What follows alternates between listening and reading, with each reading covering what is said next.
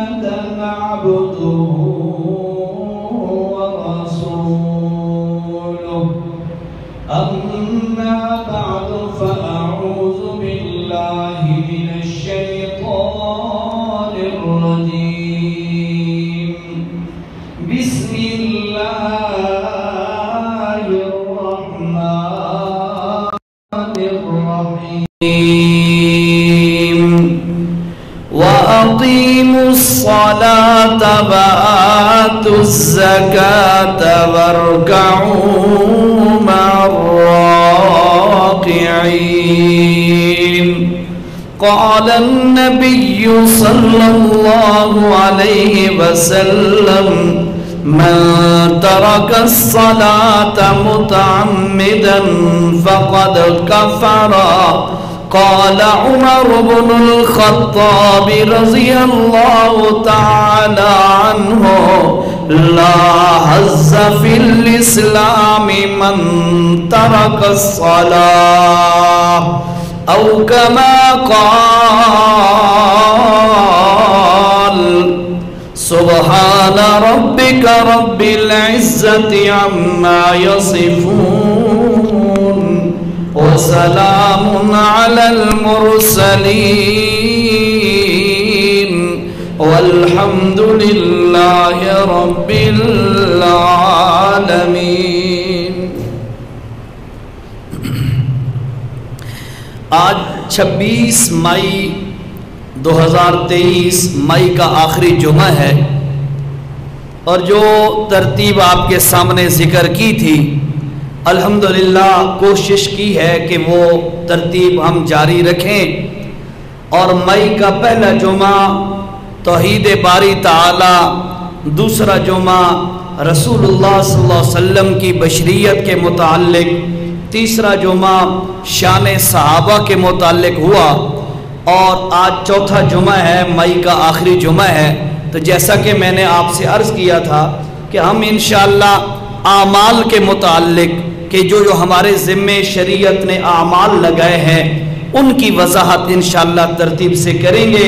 تو بھائیو، آج اس جمعے میں آپ کے سامنے وہ عمل جو توحید کے بعد رسول اللہ صلی اللہ علیہ وسلم کو امت کے لیے جو پہلا حکم دیا گیا وہ ہے نماز کا حکم۔ نماز کے متعلق چند باتیں آپ کے سامنے پیش کرنی ہے۔ اللہ مجھے حق بات صحیح طریقے سے کہہ سکنے کی توفیق نصیب فرمائے، اور اللہ مجھے بھی اور آپ کو بھی عمل کی توفیق نصیب فرمائے۔ بھائیو، نماز اسلام کا پہلا رکن ہے۔ رسول عربی صلی اللہ علیہ وآلہ وسلم نے فرمایا بنی الاسلام علی خمس، اسلام کی بنیاد 5 چیزوں پر ہے۔ پہلی جو چیز ہے وہ ہے شہادتین، کہ اللہ کی شہادت، اللہ کے رسول کی شہادت، اشہد ان لا الہ الا اللہ و اشہد ان محمد رسول اللہ۔ یہ ہے پہلی اسلام کی بنیاد اور پہلا رکن اسلام کا۔ دائرہ اسلام میں داخل ہونے کے بعد جب پہلا رکن بندہ اختیار کرتا ہے، اسلام میں داخل ہو جاتا ہے، پہلا عمل جو انسان کی طرف متوجہ ہوا وہ ہے نماز کا حکم۔ نماز کی شریعت میں بڑی اہمیت ہے، بڑی اس پر تاکید کی گئی ہے، بہت زیادہ نماز کے معاملے میں زور دیا گیا ہے۔ اور بھائیو، یہاں تک کہ اللہ کے پاک پیغمبر صلی اللہ علیہ وسلم کی احادیث مطالعہ کرنے سے یہ بات سمجھ میں آتی ہے کہ جو نماز جان بوجھ کے چھوڑ دیتا ہے اس کا اسلام میں کوئی حصہ نہیں ہے، وہ اسلام سے فارغ ہو جاتا ہے۔ ایسی احادیث بھی موجود ہیں، جیسا کہ میں نے ابھی خطبے میں آپ کے سامنے پڑھی ہے، من ترک الصلاۃ متعمدا فقد کفر عند الجمہور، وہ بندہ اسلام سے فارغ ہو جاتا ہے جو بندہ جان بوجھ کے بغیر عذر کے نماز چھوڑ دیتا ہے۔ اور اسی طرح حضرت عمر رضی اللہ تعالی عنہ کا قول بھی میں نے ابھی آپ کے سامنے پڑھا ہے، فرماتے ہیں لا حظ فی الاسلام من ترک الصلاۃ، لوگوں اس بندے کا اسلام میں کوئی حصہ نہیں ہے جو بندہ نماز کو چھوڑ دیتا ہے۔ نماز بہت بڑا اللہ کا حکم ہے، اور آپ اس کی اہمیت کا اس بات سے بھی اندازہ کر سکتے ہیں کہ اللہ کے پاک پیغمبر صلی اللہ علیہ وسلم کو جتنے پیغامات دیے گئے، حتیٰ کہ نبوت دی گئی، توحید کا مسئلہ بتایا گیا، حج، زکوٰۃ، روزہ، دیگر جتنے بھی جہاد، جتنے بھی احکامات ہیں وہ تمام کے تمام اللہ نے نبی کریم علیہ السلام کے پاس بھیجے، بذریعہ وحی اللہ نے وہ احکامات بتلائے۔ لیکن نماز کا جب وقت آیا تو میرے اللہ نے کوئی وحی نہیں کی، بلکہ نبی کو اپنے پاس بلا لیا۔ اتنی اہمیت ہے کہ نبی کو اپنے پاس بلا لیا، اور ہمیں یہ بات سمجھا دی کہ بھائی خبردار، جس طرح کوئی بندہ کسی کو اپنے پاس بلا کے خصوصی پیغام دے، خصوصی میسج دے، خصوصی آرڈر سنائے، بھائی دیکھ یہ آپ نے فلاں بندے کو جا کے خاص طور پہ بتانا ہے، میں نے اس لیے آپ کو تکلیف دی ہے، بلایا ہے اپنے پاس، یہ تاکیدی حکم ہوتا ہے۔ اللہ نے بھی اپنے نبی حضرت سیدنا رسول اللہ صلی اللہ علیہ وسلم کو اپنے پاس بلا کر یہ بتلایا کہ میرے پیغمبر اپنی امت کو بتا دے نمازیں تمہارے اوپر 50 فرض کی گئی ہیں۔ یہ تو اللہ کا کرم ہوا کہ اللہ تعالیٰ نے 45 کو معاف کر دیا، 5 کو باقی رکھا، اور میرا اللہ کہتا ہے میرا پیغمبر یاد رکھ 50 کے بجائے 5 نمازیں بچی ہیں، لیکن ہمارا وعدہ پھر بھی اسی طرح ہے، تیری امت کا بندہ 5 نمازیں پڑھے گا، ہم 50 کا اجر عطا فرمائیں گے۔ اس لیے بھائیو یاد رکھیے گا، نماز کسی صورت میں معاف نہیں ہے، کسی صورت میں۔ اب دیکھو عذر، اللہ اکبر، عذر ہم کسے کہتے ہیں؟ کون سا عذر؟ کیا عذر ہوتا ہے؟ اور میں آپ کو عذر کے متعلق حدیث سناتا ہوں آپ کو۔ اللہ اکبر، حقیقت ہے بندہ حیران ہو جاتا ہے۔ ان ابی ہریرہ، حضرت ابو ہریرہ رضی اللہ تعالیٰ عنہ سے یہ روایت ہے، صحیح مسلم میں موجود ہے۔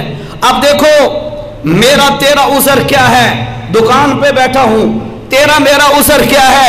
کھیتی باڑی کر رہا ہوں، تیرا میرا عذر کیا ہے؟ فلاں کام میں مصروف ہوں، نماز گزر گئی، نماز قضا ہو گئی۔ آؤ ایک بندہ رسول اللہ کے پاس آ کے اپنا عذر پیش کرتا ہے، اب اس کا عذر سنو، پھر نبی کریم علیہ الصلوۃ والسلام کا جواب سنو، پھر اپنا فیصلہ کرو کہ کیا ہمارے اعذار اور ہمارے عذر یہ زیادہ ہیں یا اس بندے کا عذر زیادہ تھا۔ دیکھو جی، عن ابی ہریرہ رضی اللہ تعالی عنہ قال ان رجلا اعمی، ایک نابینا بندہ تھا، ان رجلا اعمی، ایک نابینا بندہ اللہ کے پاک پیغمبر کے پاس آیا اور کہتا ہے قال یا رسول اللہ انہو لیس بی قائد، یا رسول اللہ میرے ساتھ کوئی ایسا بندہ نہیں ہے جو اس کو میں ہاتھ پکڑ کے میں اللہ کے گھر تک پہنچ سکوں، میرا کوئی سہارا، میرا کوئی ایسا بندہ ساتھ قائد نہیں ہے جس کا ہاتھ پکڑ کے میں اللہ کے گھر میں۔ فرمایا انہو لیس لی قائد یلازمنی الی المسجد، یا رسول اللہ ایسا بندہ کوئی نہیں ہے جس کا ہاتھ پکڑ کے میں اللہ کے گھر تک پہنچ سکوں۔ فہل لی رخصت، یا رسول اللہ فہل لی رخصت، کیا میرے لیے رخصت اور اجازت ہے کون سی؟ ان اصلی فی بیتی، یا رسول اللہ میرا کوئی بھی ایسا سہارا نہیں ہے جس کا ہاتھ پکڑ کے میں مسجد تک پہنچ سکوں، کیا میرے لیے رخصت اور اجازت ہے ان اصلی فی بیتی کہ میں اپنے گھر میں نماز پڑھ لیا کروں؟ اللہ کا واسطہ رحمانیہ مسجد والوں توجہ سے سننا، نابینا ہونا کتنا بڑا عذر ہے، پھر سہارا نہ ہونا اور زیادہ نابینے کے لیے عذر ہے۔ وہ بندہ نبی سے رخصت طلب کرتا ہے، اللہ کے نبی علیہ السلام نے کیا فرمایا؟ ابو हुरैरा फरमाते हैं कि नबी अलैहिस्सलाम ने फरमाया फ़क़ाल लहु नबी सल्लल्लाहु अलैहि वसल्लम हल तस्मउ निदा बिस्सलाते। ओ नबी ना सवाल करने वाले, ये बता तेरे कानों तक अजान की आवाज पहुंचती है या कोई नहीं? क्या तुझे अजान की आवाज सुनाई देती है या कोई नहीं? अगर तुझे कानों तक, तेरे कानों तक अजान की आवाज आती है तो सुन ले मेरा साथिया। और सवाल करने वाला, पहले ये बता अजान की आवाज आती है या कोई नहीं? काल नाम या रसूल अल्लाह, मेरे कानों तक अजान की आवाज तो आती है। अल्लाह के नबी ने फरमाया मेरा साथिया और नबीना और रुखसत तलब करने वाला, सुन ले फ़अजिबो, सुन ले तेरे लिए भी घर में नमाज पढ़ने की इजाजत कोई नहीं है। उज़र देख कितना सख्त, सहारा कोई नहीं, उज़र देख नबीना है। मेरे नबी फरमाते हैं तेरे कानों तक अजान की आवाज आती है तो सुन ले तेरे लिए भी घर में नमाज पढ़ने की इजाजत कोई नहीं है। और जरा मैं एक और आपको हदीस सुनाता हूँ। अल्लाह के पाक पैगंबर सल्लल्लाहु अलैहि वसल्लम ने फरमाया, तवज्जो से, हजरत अब्दुल्ला बिन मसूद रजी अल्लाह तआला अन्हु फरमाते हैं, तवज्जो, एक मौका पर अल्लाह के पाक पैगंबर ने फरमाया मन समिअ निदा फलम याति फला सलात लहू इल्ला मिन उज़रिन। अबू दाऊद और मुस्तदरक हाकिम की रिवायत है। अल्लाह के नबी ने फरमाया जो बंदा अजान की आवाज सुने और मस्जिद में नमाज पढ़ने के लिए ना आए, उसका कोई उज़र भी ना हो, बीमारी भी ना हो, उज़र भी ना हो, और फिर भी मस्जिद में नमाज पढ़ने ना आए, अल्लाह के नबी ने फरमाया फला सलात लहू, उस बंदे की अल्लाह नमाज कबूल नहीं करता। ये तो उन लोगों की बात है जो घरों में पढ़ लेते हैं, अपनी वर्कशॉप पे, अपनी शॉप्स पे, दुकानों पे, अपनी जमीनों में पढ़ लेते हैं, ये तो उनके बारे में है। तो जो नमाज सिरे से पढ़ता ही ना हो, जो नमाज पढ़ता ही ना हो, उसके लिए मेरे नबी ने क्या फरमाया, लोगों मन तरका सलात मुतअम्मिदा फकद कफरा, जो जानबूझकर नमाज छोड़ दे ऐसे बंदे को, ऐसा बंदा इस्लाम से फारिग होके काफिर हो जाता है। ये कोई मजाक नहीं है। हजरत अब्दुल्ला बिन मसूद रजी अल्लाह तआला अन्हु फरमाते हैं, तवज्जो से फरमाते हैं अब्दुल्ला बिन मसूद, लक़द रअयतुना वमा यतखल्लफु अनिस सलाति इल्ला मुनाफिक। और लोगों सुन लो, हम आंखों से देखते थे, अल्लाह की कसम है लोगों, हम आंखों से देखते थे कि अल्लाह हमारे दौर के अंदर, नबी के दौर के अंदर कोई मुनाफिक भी ऐसा नहीं होता था, कोई बंदा भी ऐसा नहीं होता था जो जमात से रह जाता, जो जमात से रह जाता हम समझ लेते ये बंदा मुनाफिक है। जरा जमात तो रा वने आता सा समझे से मुनाफिक है, ते जरा पढ़दा ही नहीं, जरा सजदा भी नहीं देंदा, जिसनो पता ही कोई नहीं। आए हाय। और याद रखो तवज्जो से भाइयों और मेरे भाइयों, ये हमारी यंग जनरेशन, नौजवान नस्ल नमाज क्यों नहीं पढ़ती? ये भी तो सवाल है ना। हमारी नस्ल नमाज क्यों नहीं पढ़ती? हमारी यंग जनरेशन नमाज क्यों नहीं पढ़ती? उसकी वजह यह है कि बड़ों का कसूर है, तरबियत का फुकदान है। अल्लाह के पाक पैगंबर अलैहिस्सलातु वस्सलाम ने फरमाया, लोगों याद रखो, जब तुम्हारा बच्चा 7 साल का हो जाए उसको नमाज की तरगीब दो, उसको प्यार के साथ नमाज का आदी बनाओ और 2-3 साल उसको नमाज पढ़ाते रहो। जब 10 साल का बच्चा हो जाए फिर भी नमाज ना पढ़े, मेरा पैगंबर फरमाता है उसको मार के नमाज पढ़ाओ। तो जेरा वालिद, तवज्जो भाई, नाराजगी माफ, ये हमारी अमली जिंदगी पर आज चोट लग रही है। अल्लाह करे हमारी इस्लाह हो जाए। मैं किसी का कोई दुश्मन नहीं हूं, आप सारे मेरे मोहतरम हैं, सारे। मेरा मकसद है सिर्फ मसला समझ में आ जाए। ٹھیک ہے، یاد رکھو، جو والد خود سجدہ نہیں دیتا، صبح سویا پڑا ہے، اس کا بیٹا خواب اٹھ کے سجدہ کرے گا، ہو ہی نہیں سکتا۔ اساڈی سرائکی کیا دن، میاں والدی سرائکی کیا دن، جے سمن او جے جمن، سمجھ آئی گل دی، جے سمن او جے جمن، اور جی میں ماں تے باپ ہوندے اولاد بھی اس نال ود کے بے حیا ہوندی ہے۔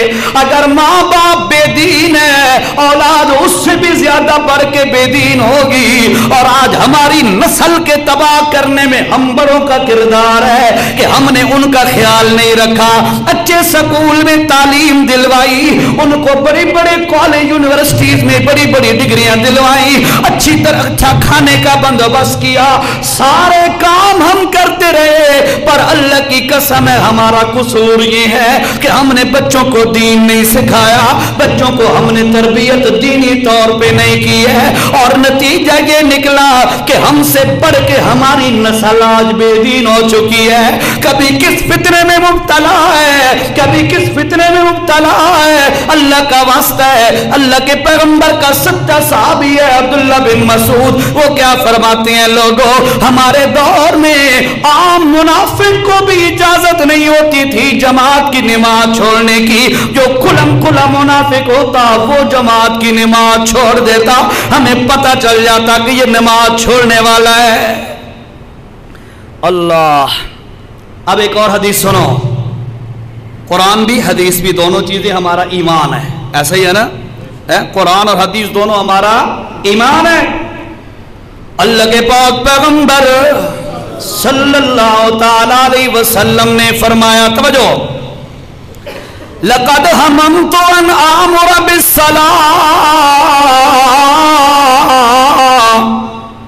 فتقام ثم آمر رجلا ان يصلي بالناس ثم تلك برجال معهم حزم من حطب الى قوم لا يشهدون الصلاة فأحرق عليهم بيوتهم۔ اللہ کے پاک پیغمبر علیہ السلام نے فرمایا، میں نے پختہ ارادہ کیا تھا کہ نماز کا حکم دوں۔ کیا مطلب؟ فرمایا جب نماز کا وقت ہو جائے، میرا ارادہ ہو گیا تھا، لقد ہمم تو پکا ارادہ ہو گیا تھا کہ میں کسی کو اپنے مصلی پہ کھڑا کر دوں اور اسے کہوں تم نماز پڑھو، اور میں 7 بندوں کو چند بندوں کو لے جاؤں، اور جو بندے مسجد میں نماز پڑھنے نہیں آتے، میرا جی چاہتا ہے لکڑیاں اکٹھی کر کے ان کے گھروں کو آگ لگا دوں۔ میرا نبی رحمت ہی رحمت ہے، ہر موڑ پہ رحمت۔ آج وہی نبی کہہ رہا ہے کہ میں ان کے گھروں کو آگ لگا دوں۔ اتنا اللہ کے نبی صلی اللہ علیہ وسلم ناراضگی کا اظہار کیوں فرما رہے ہیں اس بندے پر جو گھر میں نماز پڑھ لیتا ہے، اللہ کے گھر میں نہیں آتا؟ آپ ذرا سوچو، تھوڑا غور کرو، گھر میں نماز پڑھنے والے پر اتنی شدید ناراضگی، جو نہ پڑھے اس کا کیا بنے گا؟ اس کا کیا بنے گا؟ پہلا پارہ ہے، اللہ نے کیا فرمایا، اقیم الصلاۃ، آ لوگو نماز قائم کرو، قائم کرنا اور اد الصلاۃ نماز ادا کرنا، اس میں فرق ہے۔ توجہ کر ذرا، ایک ہوتا ہے نماز قائم کرنا اقیم الصلاۃ، ایک ہوتا ہے اد الصلاۃ نماز ادا کرو، ان میں فرق ہے۔ اد الصلاۃ کا معنی ہے یہ لے موقع لب ونجے پڑھ لو، جب موقع مل جائے سجدہ دے دیا، نہ موقع ملا چھوڑ دیا، یہ ہوتا ہے اد الصلاۃ۔ لیکن قرآن کہتا ہے اقیم الصلاۃ، نماز قائم کر، پوری وضو کے ساتھ، پوری توجہ کے ساتھ، پوری استحضار کے ساتھ، پوری یاد دہانی کے ساتھ، پوری طرح نماز کو ٹائم ٹیبل کے مطابق با جماعت کھڑے ہو کے ادا کر۔ اور پھر ساتھ یہ بھی فرما دیا ورکعوں اور رکوع کرو مع الراکعین، آ لگو جماعت کے ساتھ نماز ادا کرو۔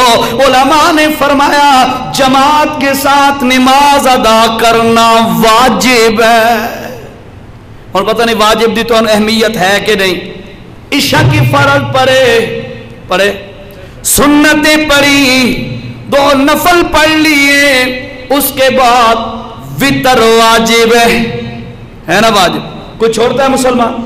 نہیں چھوڑتا نا، واجب ہے، وتر واجب ہے، اور یہی چیز واجب ہوتی ہے جو فرض کے بعد دوسرے نمبر پہ ہوتی ہے، اس کا چھوڑنا سخت گناہ ہے، ٹھیک ہے؟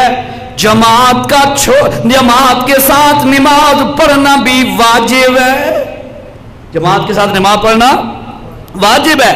اور ایک بندہ اگر نماز جماعت کے ساتھ نہیں پڑھتا، سمجھ لو وہ واجب کا تارک ہے، واجب چھوڑنے والا ہے۔ اور ذرا 1-2 باتیں اور بھی سنو جی۔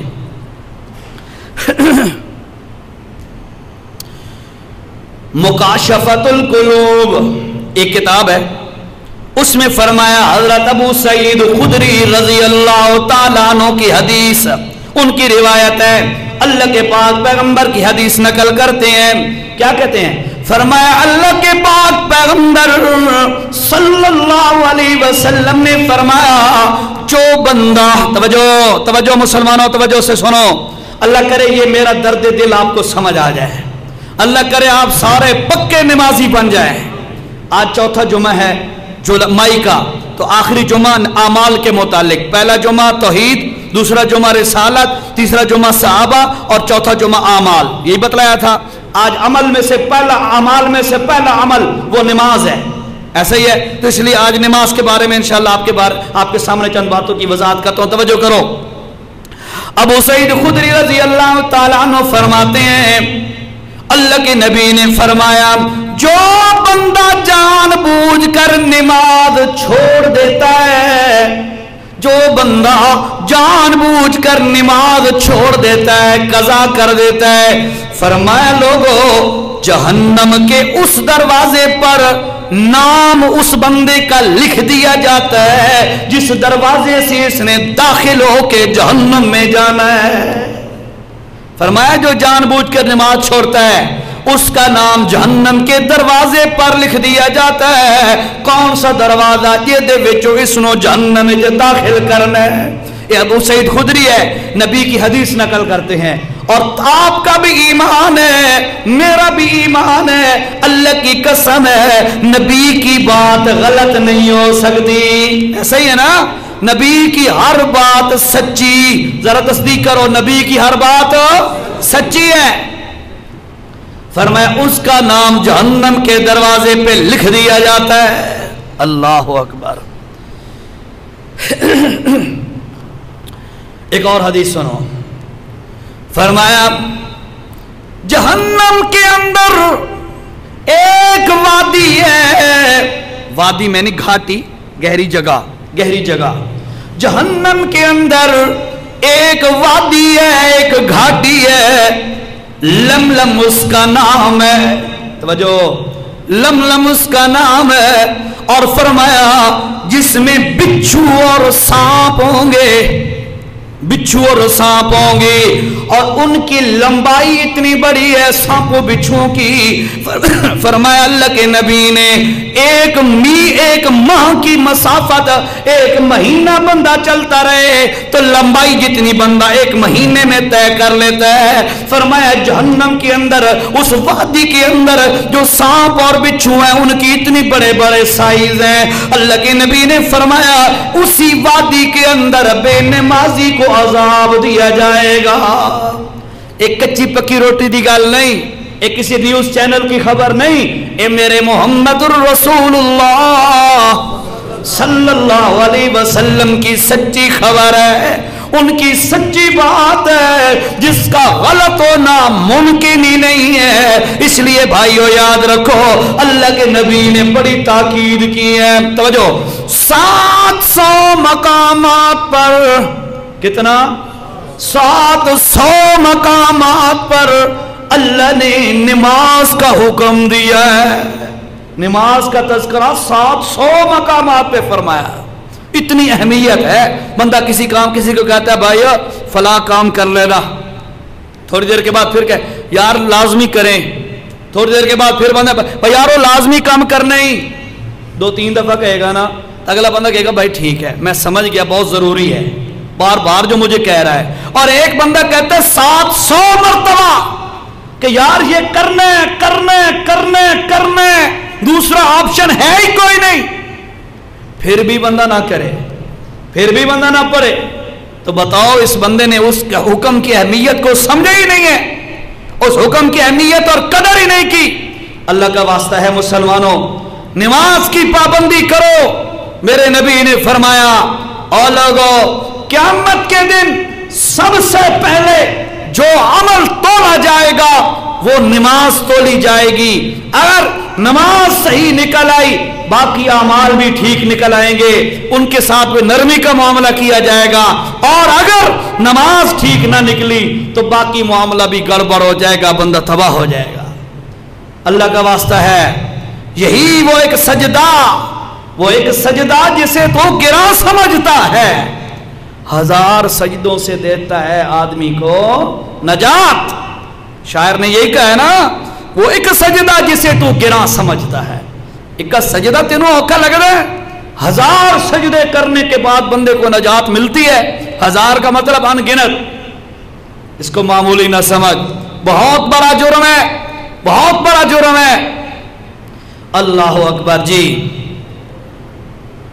ایک اور حدیث, اللہ کے پاک پیغمبر صلی اللہ تعالی علیہ وسلم نے فرمایا جہنم کے اندر ایک اور وادی ہے, ایک اور بھی وادی ہے, اس کا تذکرہ فرمایا, اس کا نام ہے جبل حزن. فرمایا یہ بچھوؤں کا گھر کہلاتا ہے, بچھوؤں دا گھر ہے. اور فرمایا ہر بچھو خچر کے برابر ہے, وہ گدے تو بھی بڑا, گدے تو بھی بڑا, اتنے بڑے بڑے بچھوؤں کا گھر اور مسکن اور رہائش ہے. اللہ کے نبی نے فرمایا بے نمازی بندے کو اس میں عذاب دیا جائے گا. اور بھائیو ذرا کمپیئر کرو, بچھو ڈنگ مار جائے, بچھو چھوڑو یار, اے بھیڑ ہوندی بھیڑ ڈمبوک, جان دے ہو, پیلی پیلی گرمیوں کا تحفہ ہے. تو یہ گرمی میں بڑی شدید ایک دفعہ کاٹ لے کسی جگہ پر, بتاؤ اس بھیڑ کی اور ڈمبوک کی کتنی تکلیف ہوتی ہے, ہوتی ہے. جینو لڑیے اس نے پتا ہو سی ہے, جینو لڑیے اس نے, تے جینو عجیب طریقے نہ لڑی ہو بھی اس نے عجیب پتا ہو سی, تے مینو عجیب طریقے نہ لڑیے. پرانی بات ہے, اس وقت رمضان شریف تھا, بیت العزت میں تراویح پڑھایا کرتا تھا. تو رمضان دے اندر حافظاں نوں انہی قرآن پڑھن دا زیادہ مجبوری ہوندی ہے, زیادہ پڑھ دیں. میں موٹر سائیکل پہ جا رہا تھا, قرآن وہ دہراتا عصر کے بعد, گرمیاں تھیں, آج سے 8-10 سال پہلے شدید گرمی کے روزے تھے. عصر کے بعد ایسے جا رہا تھا, قرآن پڑھتا ہوا, بس اچانک ڈمبوک منہ میں اور زبان پہ اس نے ڈسا. بھائی میں نے ایسے منہ سے کھینچی اور عجیب کیفیت, موٹر سائیکل بھی چلا رہا ہوں, روزہ بھی ہے گرمی کا, اور دماغ گھوم گیا. اور تو موٹر سائیکل چھکا ہے, اور ڈاکٹر شیر انور خان ہے بلخیر روڈ تھے, سیدھا او دیکھو اس بیچارے دی عادت ہے بھی کپ پو لیندا ہے, بہت زیادہ گلاں کردا ہے. اس دے کول میں گیا تے میں اس نوں او جی شاہ جی میں کہ یار ساری گلاں چھوڑ, پہلے ٹیکا لا, مینوں ڈموک لڑ گیا, کتھے, میں کہ منہ دے اندر.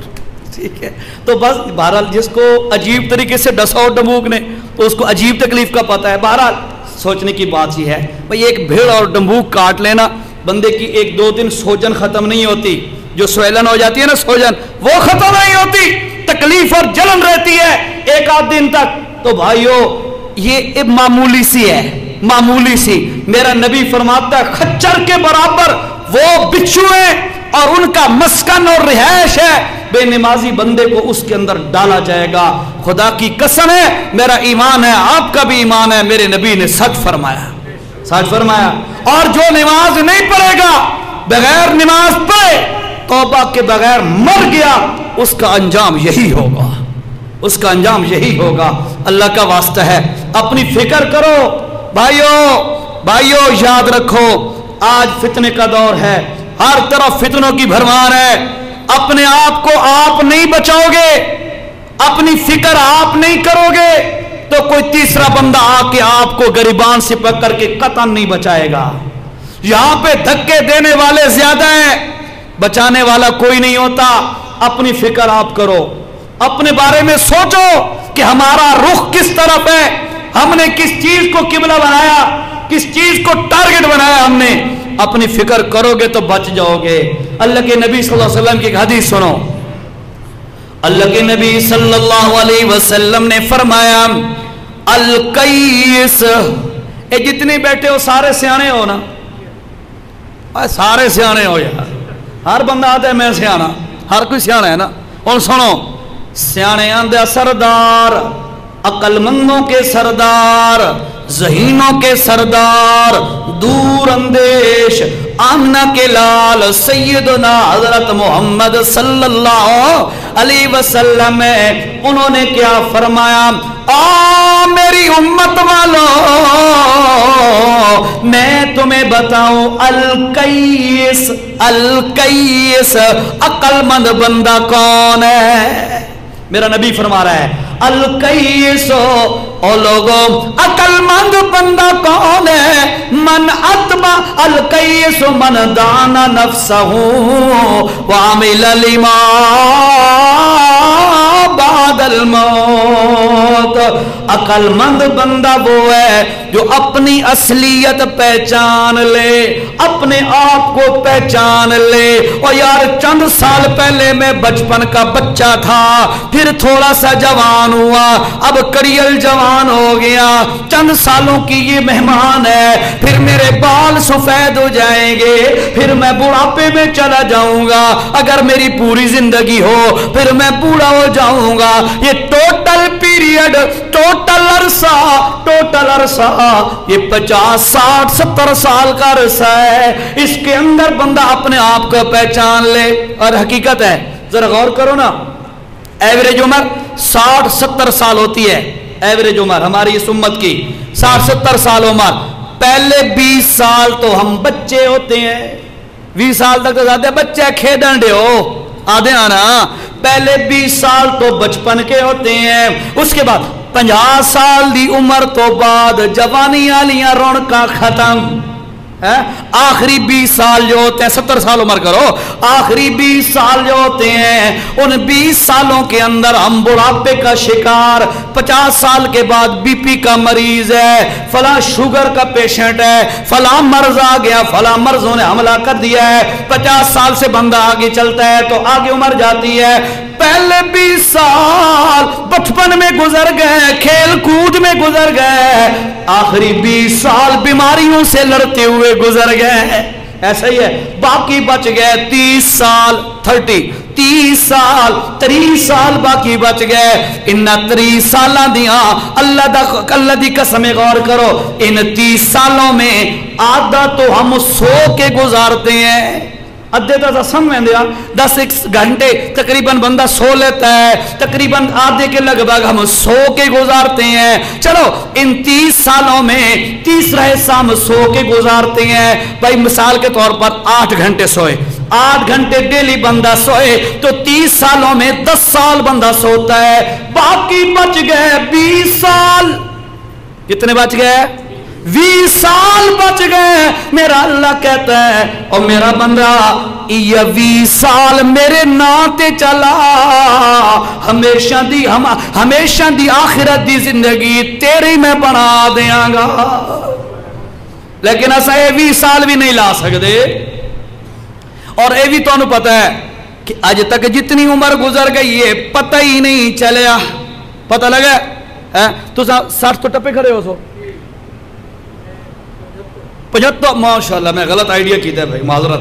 75 سال. پتہ لگا حضرت نوح علیہ السلام کی عمر ایک روایت میں آتا ہے 1050 سال عمر ہے.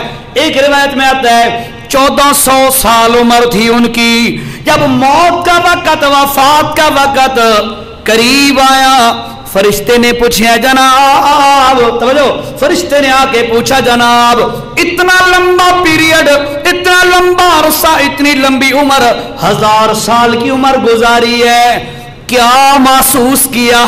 توجہ، کیا آپ نے محسوس کیا اتنی لمبی عمر 1000 سال کی؟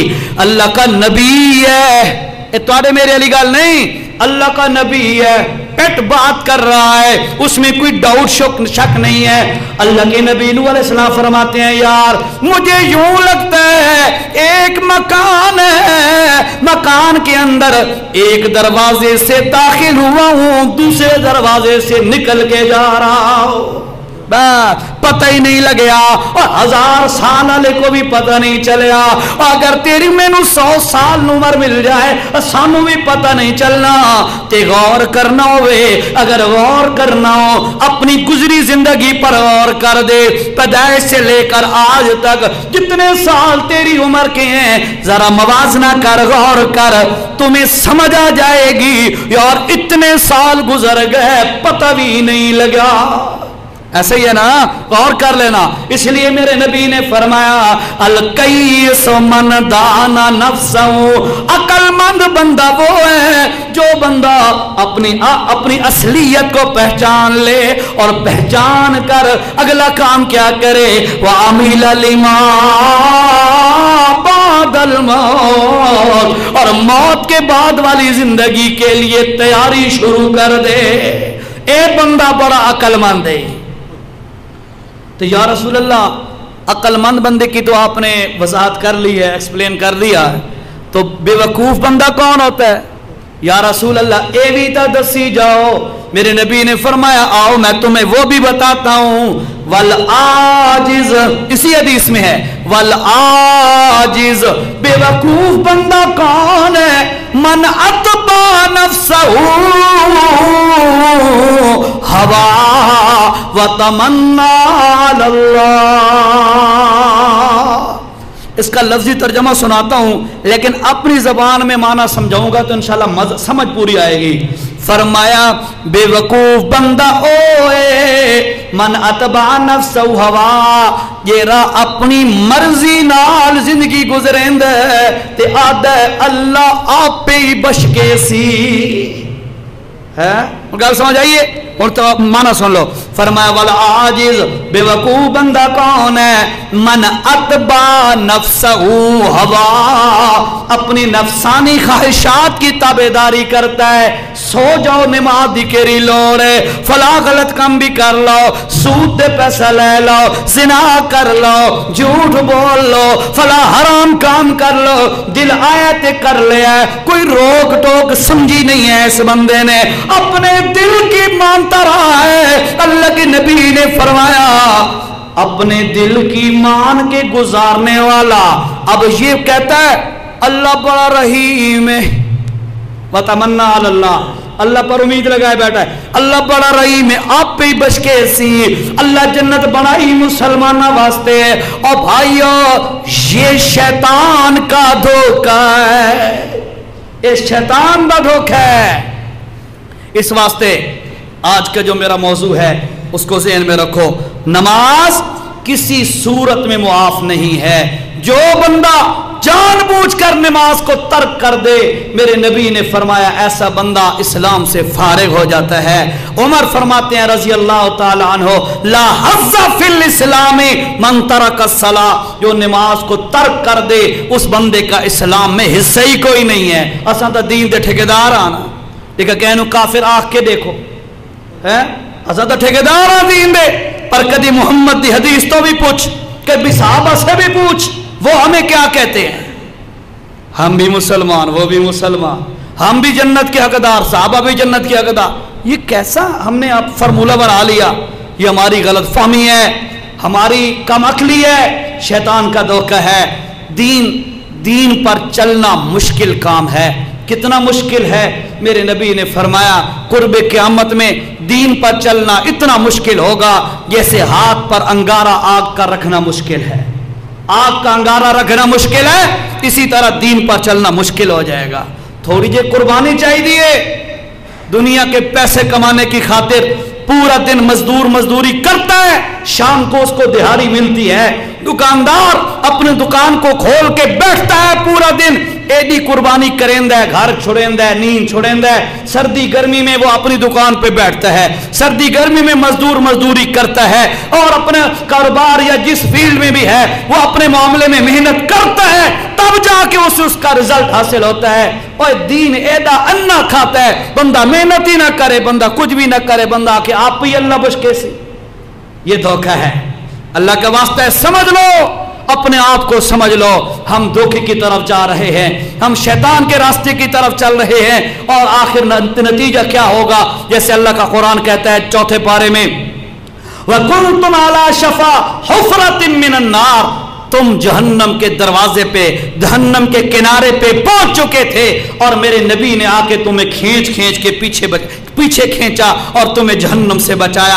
आज भी ऐसे ही है कि हम जहन्नम के दरवाजे पे पहुंच चुके हैं, जहन्नम की बिल्कुल बाउंड्री पे पहुंच चुके हैं। आज तेरा मेरा बचाव तब मुमकिन है कि जब तेरे मेरे अंदर रसूलुल्लाह वाला दीन आ जाएगा।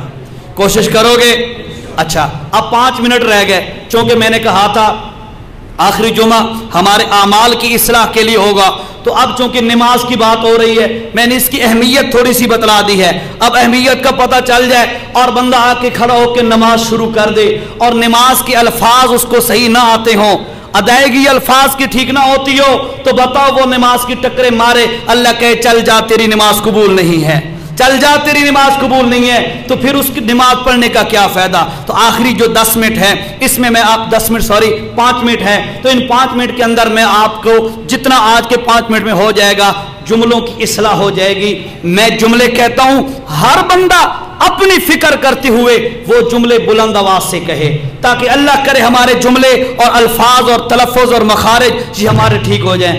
करा होना चाहिए, इंशाल्लाह फायदा होगा इससे। देखो, रस्मी जुम्मा पर आके 2-4 वाक़यात सुना के चले जाना, ये मेरा मिजाज नहीं है। अल्हम्दुलिल्लाह हमारे मशाइख ने भी ये नहीं सिखलाया। जो भी काम हो बंदा अच्छे तरीके से करे। अब तवज्जो, टाइम बचाते हैं जी। सबसे पहले बंदा वुजू करके जो है मुसल्ले पे या नमाज पे सफ में खड़ा होता है, तो सबसे पहले उसने क्या करनी है? नीयत करनी है। तो नीयत हमेशा याद रखो, दिल के इरादे का नाम है। दिल में जो इरादा करके आया है, घर से निकले हो, आप अभी जुमा पढ़ने आए हो, यही आपकी नीयत है। अब आप नमाज में खड़े होंगे, अगर आपने जबान से जुमला अदा नहीं भी किया फिर भी खैर है। क्यों?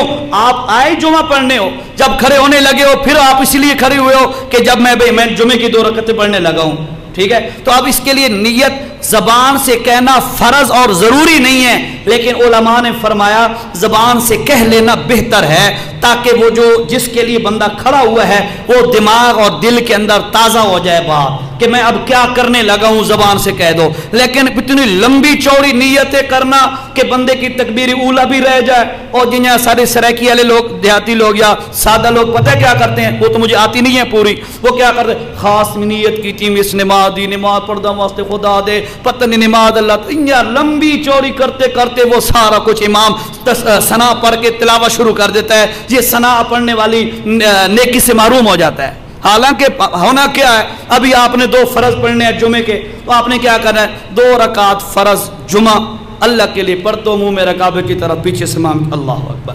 ए लंबी है, इस तो भी शार्ट करो, मकसूद है बे तुहाडे सेना दे अंदर गल ताज़ा हो जाए बस। ओ जी वक़्त नमाज जो कि फलानी ते पर्दा वास्ते खुदा दे ते फलां सुन्नत नबी पाक दी ते ओ लंबियां कहानियां दी लोड़ कोई नहीं, ठीक है जी? ये तो नियत हो गई।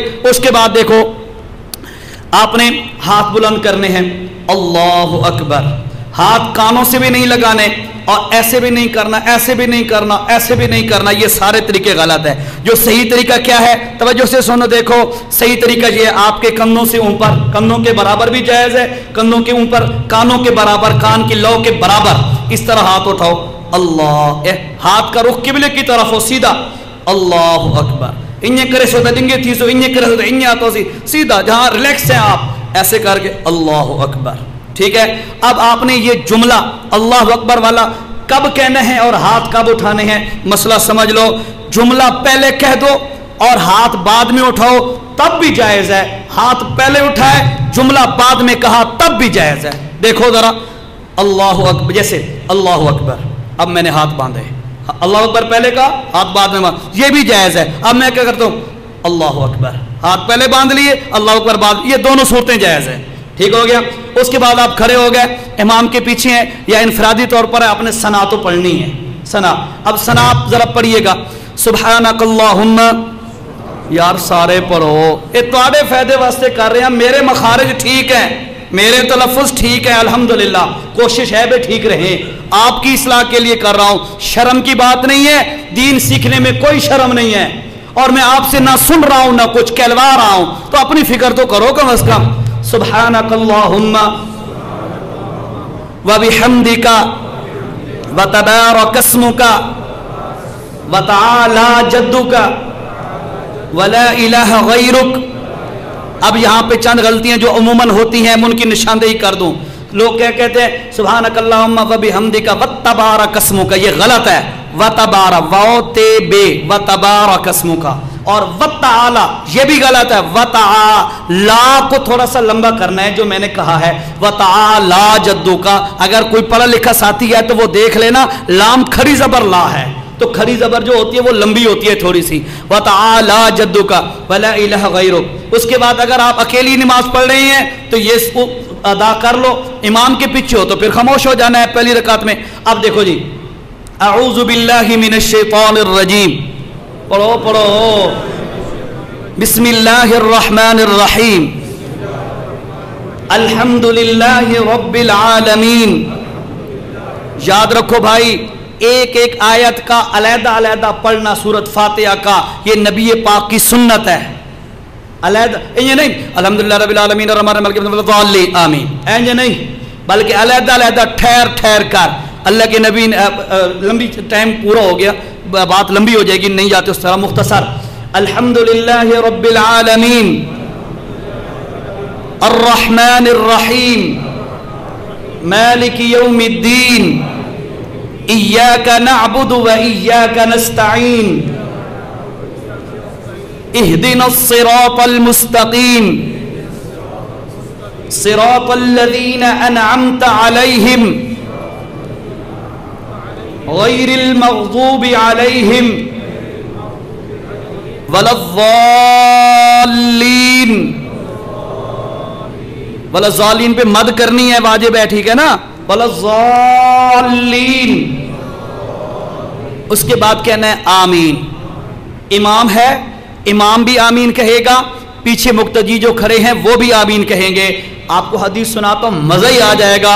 میرے نبی نے فرمایا جب امام کہے ولا الضالین تو تم کہو آمین، جس وقت، توجہ سے، جس وقت تمہاری آمین کی آواز، تو جب امام کہتے ہیں نا ولا الضالین، اس وقت آمین کہا کرو، کیوں؟ اس لیے کہ اس وقت فرشتے بھی آمین کہتے ہیں، اور فرمایا جب تمہاری آمین کی آواز اور فرشتوں کی آمین کی آواز مل گئی، جس بندے کے بھی فرشتوں کے ساتھ مل گئی، اس بندے کے اللہ پچھلی زندگی کے سارے گناہ معاف کر دیتا ہے۔ سانو پتہ ہی نہیں ہوتا، امام فاتحہ پڑھ لیتا ہے، آگے سورت میں لا کے پڑھ لیتا ہے، جب وہ رکوع میں جاتا ہے، اوہ نماز کھڑے ایسے بھائی، بد رکوع چلے گئے۔ ہماری نمازیں یہ ہوتی ہیں، ٹھیک ہے۔ اس کے بعد ٹائم 2 منٹ اوپر ہو گئے، ولا الضالین آمین کہنا ہے، انفرادی نماز میں بھی امام کے پیچھے بھی کہنا ہے۔ آہستہ آواز میں کہنا زیادہ فضیلت والا عمل ہے، آہستہ آواز میں کہنا زیادہ افضل ہے۔ اچھا جی، کیوں؟ اس لیے کہ ولز آمین یہ دعا ہے، اور قرآن میں اللہ نے فرمایا ادعو ربکم تضرعا وخفیا، اللہ کے سامنے دعا کیا کرو عاجزی اور آہستہ، عاجزی کے ساتھ اور آہستہ دعا کیا کرو، قرآن حکم دیتا ہے، لہٰذا آمین دعا ہے تو دعا آہستہ ہونی چاہیے، آمین والے۔ اچھا، اس کے بعد سورت ملانی ہے، ہر رکعت میں مسئلہ سمجھ لو۔ 1-2 منٹ خیر ہے، خیر ہے بھائی، آپ کے فائدے کے لیے باتیں کر رہا ہوں۔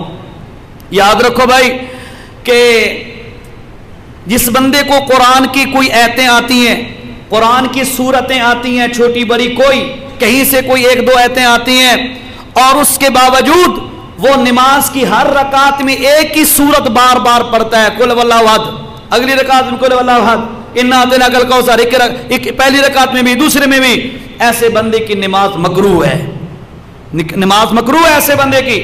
آتی جو ہے قرآن کی آیتیں، آیت الکرسی اکثر بندوں کو آتی ہے نا، بہترین ایک رکعت میں آیت الکرسی پڑھو، ایک رکعت پوری ہو جائے گی اس سے۔ اس طرح سورہ بقرہ کی آخری آیتیں ہیں وہ بھی کئی ساتھیوں کو آتی ہیں، وہ پڑھو۔